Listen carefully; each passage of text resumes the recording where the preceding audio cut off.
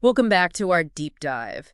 Today, we're digging into the No Agenda News newsletter from May 3rd, 2025. Right. This is one of those listener-supported outlets, calls itself True Independent Media. Exactly. And they often have, well, a different take on things. We want to pull out the key insights for you, cut through some of that noise. And this issue, it flags a couple of things that could really have wider implications, things you might not expect. Yeah, definitely. We're going to focus on two main areas they highlighted.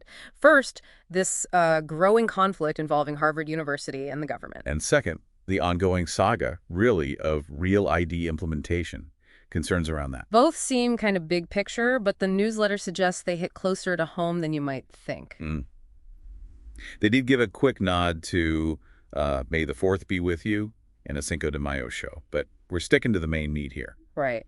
Let's jump into Harvard first. What's the core issue, according to the newsletter? Okay, so essentially, Harvard is suing the government. They're claiming free speech issues are at stake. Okay, suing the government.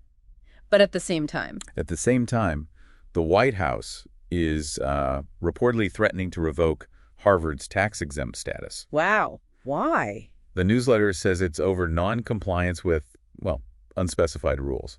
It's a bit vague there. Interesting.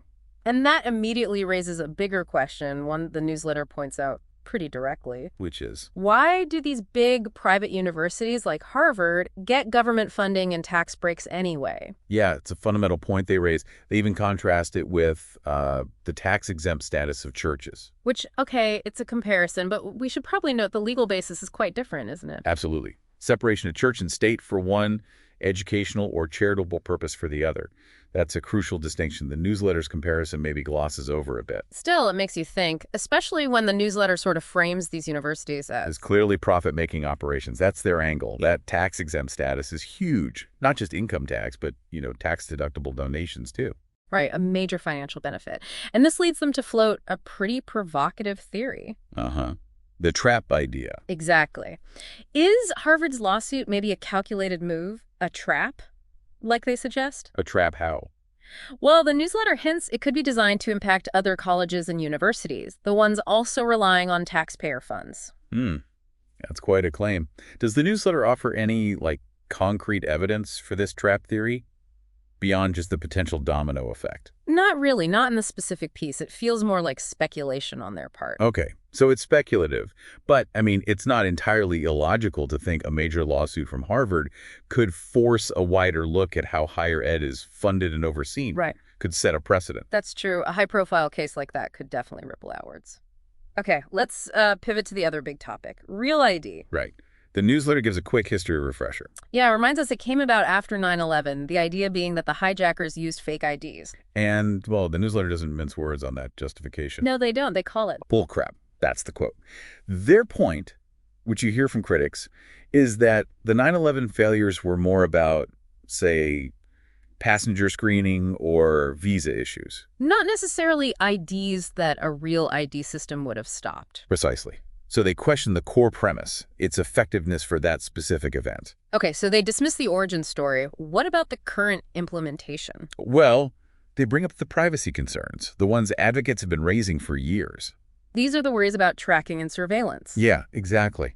The argument is that having standardized data, potentially linked across state databases, well, it creates a tool that could be used for watching people more broadly. You see that tension constantly, don't you? Security measures versus personal privacy. It's a classic balancing act, or maybe an imbalance, depending on your perspective. The newsletter also mentions the idea that Real ID could function as voter ID. It does, but then it immediately offers a counterpoint, Which is... pointing to California. Yeah. A huge state that doesn't require photo ID to vote. Right, so if California manages without it... It makes you question if Real ID is really needed nationwide for voting integrity.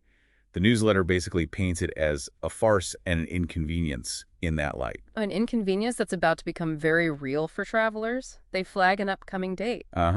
The Wednesday after May 3rd, 2025, that's the day they say Real ID becomes mandatory for flying. And they're predicting, well, basically, headaches at airports, news reports, unhappy travelers. Yeah, I think we can all picture that. We've seen these deadlines pushed back before, haven't we? Oh, definitely. So this time, if it sticks, it'll be the real test. For travelers, for the TSA, for everyone involved. It really makes you think, especially if you fly regularly.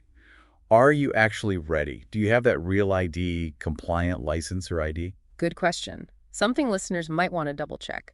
So let's try and wrap this up. What are the main takeaways here? We've got this Harvard versus government situation, Yeah. which pushes us to think about, the whole setup of funding for elite private institutions. And the responsibilities that maybe come with public money or tax breaks. Right. And then there's Real ID, reigniting that whole debate about its original purpose, its real effectiveness, and the privacy trade-offs. Plus the very practical impact on travel starting potentially very soon. Both stories, though different, really touch on that interplay between big institutions, government power, and us, the individuals. Yeah, how much oversight is right?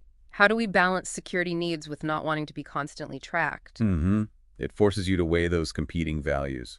So thinking about all this, the Harvard funding questions, the Real ID privacy versus security issues, it leaves us with a question for you, the listener. Considering these complex dynamics, public money for private institutions, security versus privacy, what do you think the long-term effects might be? Yeah, what are the downstream consequences of these trends for individuals, for communities, for society as a whole? Something to chew on after this deep dive.